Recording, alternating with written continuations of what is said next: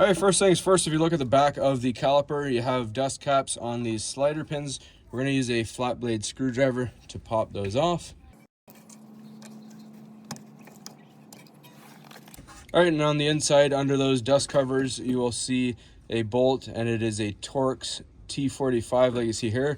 I'll show you once we get them out. Use a breaker bar and then a ratchet to pop them.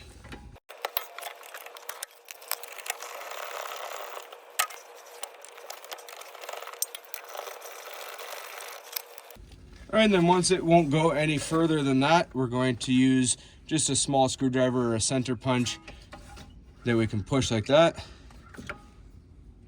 And there you see, that is a Torx bit right there.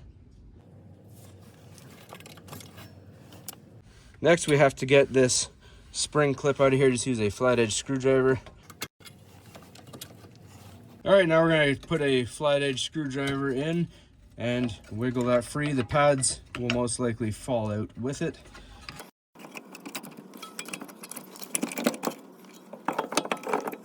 All right, so you'll see on the back of the caliper, you have this plastic module. This is the electronic parking brake.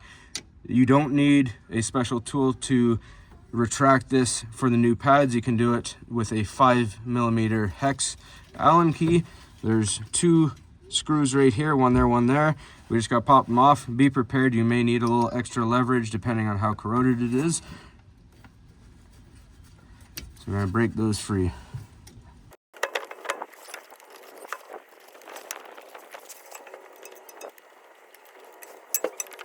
A little penetrating fluid will help as well.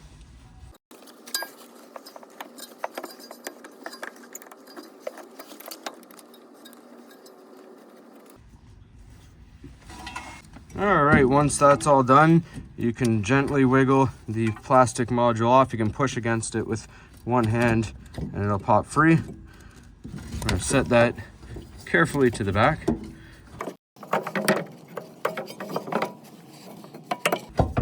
Then I'm going to show you how to retract this piston. All right, so if you look at the back of the motor, you'll see a spline there. It takes an Torx E12. It's similar to a Torx T-bit, except it's inverted on the inside. So we're going to go like we're tightening it clockwise.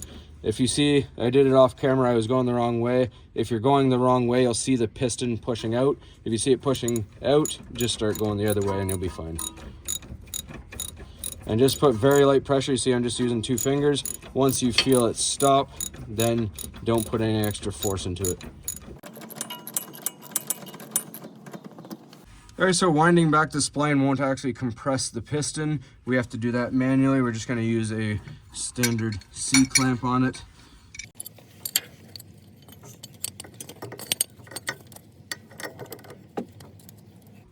Don't put it on the spline, just put it on the back there. Just push it back until it won't go any further. Now you'll see it is flush with this rubber boot and it'll be good to go on to the new rotors and pads. All right, so when you put your plastic module on, you may notice it doesn't seat properly. If that's the case, just grab your Torx socket that you used to turn the spline, turn it just a little bit and try again until it seats. There we go. Then we put our 2 5mm hex Allen key screws into place.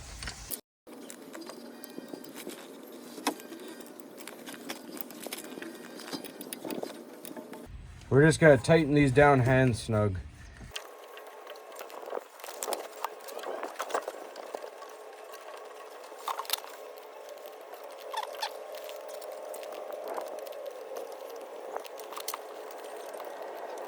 That's all there is to it, folks. Hopefully you found this helpful. As always, please don't forget to like and subscribe.